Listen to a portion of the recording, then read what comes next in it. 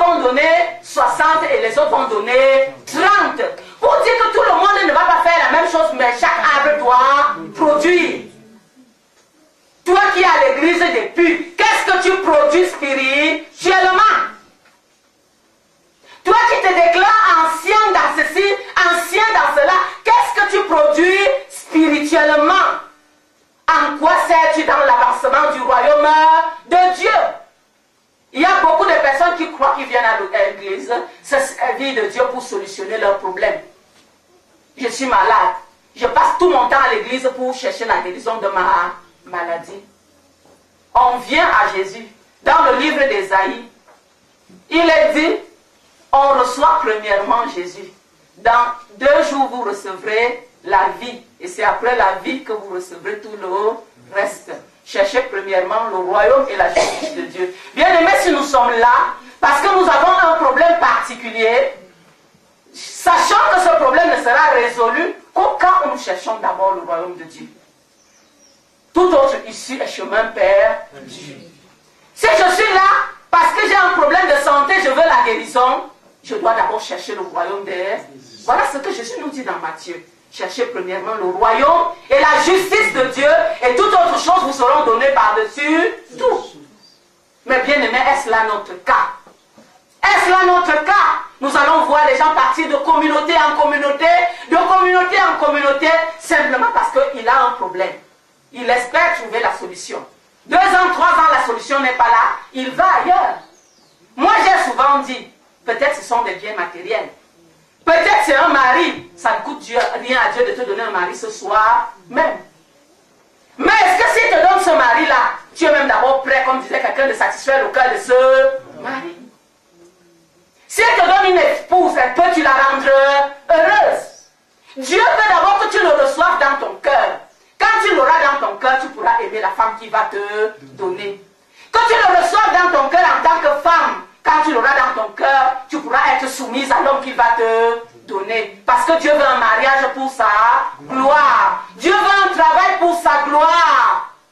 Dans le monde, il y a les mariages. On se marie, aller à la mairie, mais c'est pour la gloire de Dieu. Faites un tour dans ces foyers. C'est la catastrophe, la bagarre, c'est la prison. Mais c'est le plan de Dieu.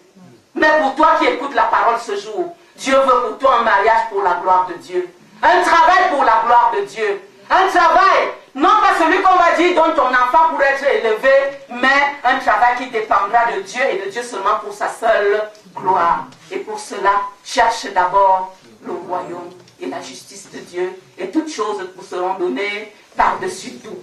Et celui qui aura recherché le royaume, il est évident qu'il va produire des fruits. Il va produire des fruits. Avec Jean-Baptiste, il va dire, la cognée est mise à la racine des arbres. Tout arbre qui ne porte pas du fruit sera coupé et jeté. Pouvez-vous accepter qu'un arbre occupe votre territoire comme ça sans produire du fruit? Ça, non seulement le feuillage salit la cour, parfois le soleil ne peut pas tomber là où vous voulez. Vous êtes obligé de couper pour laisser l'espace vide. Bien aimé, que Dieu nous donne de comprendre que si nous venons au Seigneur, c'est pour produire le fruit pour sa gloire. Voilà l'objectif à atteindre. Et un arbre qui ne grandit pas ne peut pas produire le fruit. Un grain donne 100, un autre 60, un autre 30. Nous savons que la terre doit garder de l'eau.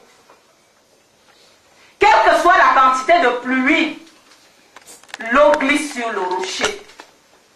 Si la racine est posée sur le rocher, quand le soleil va se lever, la plante va se sécher. Pour une bonne croissance, il faut de l'eau. Il faut le soleil. L'eau est produite au travers de la pluie. Et pendant la pluie, il y a la tempête. Le vent, si la plante n'est pas posée sur le rocher, si la plante n'est pas bien enracinée, le vent va faire tomber la plante. Va rester. Quand je parle, la semence par l'effet du vent, c'est quoi? C'est ce que j'entends. Bien aimé, vous pouvez en passant là entendre quelque chose qui crée une semence en vous qui va vous bouleverser toute votre vie. C'est ce que j'entends. C'est ce que je vois. Je peux regarder une image qui peut meilleur dans ma vie toute ma vie. Pendant que j'aurais peur, parfois, vous voyez l'enfant voir une image à la télévision. Et à partir de cette image, l'enfant a peur. Pas seulement pour ce jour. Désormais, il aura. Parce que cette image a créé en lui une situation qui le pousse à la peur. C'est la semence par l'effet du vent. Quelque chose qui passe et m'affecte. Les paroles entendues, les paroles prononcées, ce que je vois. D'où la nécessité, bien aimée, de sélectionner ce qu'on entend. Sélectionner ce qu'on voit. Quand la parole de Dieu déclare les mauvaises compagnies corrompent les bonnes mœurs, nous ne comprenons pas jusqu'où. Jusqu'où la compagnie peut corrompre les bonnes mœurs. Si vous faites cette expérience, vous passez le temps avec quelqu'un qui se moque. Même sans vous en rendre compte, vous allez vous retrouver en train de vous... Et parfois, ce qui surprend, c'est que quand vous le faites, vous ne vous en rendez pas. Il faut quelqu'un très proche de vous pour savoir que vous êtes en train de vous... Je vais prendre cet exemple sur papa. Papa, une année, très longtemps, marchait avec quelqu'un qui bégayait. À un moment, je l'ai vu en train de bégayer. J'ai dit, papa, tu bégayes déjà. C'est alors qu'il se rend compte. Et la grâce de Dieu. Bien aimé pour dire, les mauvaises compagnies corrompent les bonnes mœurs. Et vous allez voir les enfants plus bas. Il peut bégayer comme ça toute sa vie. Simplement parce qu'il a marché avec un autre enfant qui bégaye. Ça, c'est la semence déposée par l'effet du vent. Monde.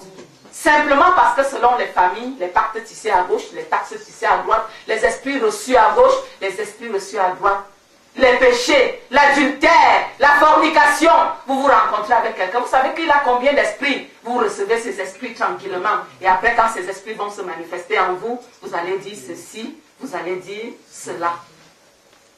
Donc il y a cette semence dans le sol plantée depuis, tant qu'elle ne sera pas déracinée, elle va étouffer la plante.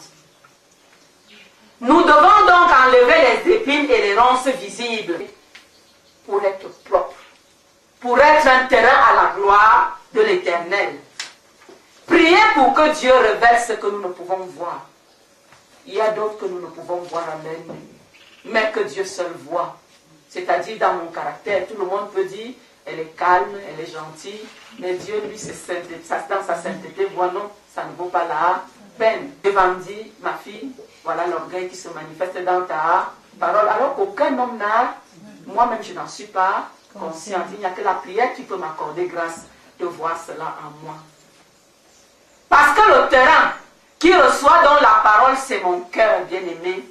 Je dois garder mon cœur plus que toute autre chose, comme dit Proverbe 4, 23. Garde ton cœur plus que toute autre chose. Mon cœur peut recevoir la mauvaise herbe. La mauvaise semence comme la bonne semence. Je dois veiller, je dois garder. Le cœur est la source du mal. Jésus va le dire dans Luc 6, 45. Le cœur est aussi la source.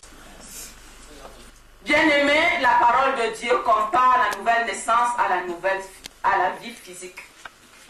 Jésus va dire dans le livre de 1 Pierre, désirez comme des nouveaux-nés le lait spirituel de la parole. Désirez comme des nouveaux-nés le lait spirituel de la parole. Et nous avons toujours dit ceci. Regardez un bébé. Quand un bébé naît, est-ce qu'on le force à téter? À moins qu'il ne soit malade. Naturellement, il doit téter. Et il doit s'endormir. La maman le lave. Et la croissance est évidente. J'ai souvent dit, même quand tu es maman, tu constates avec les autres le premier pas. Tu constates que ton enfant s'assoit. Tu constates que ton enfant parle avec les autres. Tu peux constater la première, mais tu ne fais qu'un constat comme les autres. Donc quand l'enfant est né, le seul fait de manger, de le laver, le nettoyer, Dieu fait le reste. C'est-à-dire quoi? Si réellement je suis né spirituellement, le seul fait de lire la parole de Dieu, de me purifier, c'est-à-dire d'enlever les mauvaises herbes, je crois tout naturellement. C'est Dieu qui fait le reste. continuer à lire. Et quand on a reçu vraiment la vie de Dieu, on a soif de la nourriture spirituelle. Que toute personne qui ne lit pas la parole de Dieu sache qu'il est un malade, soit qu'il n'est même pas né. Et nous savons que quand une plante est mise en terre, si elle est malade,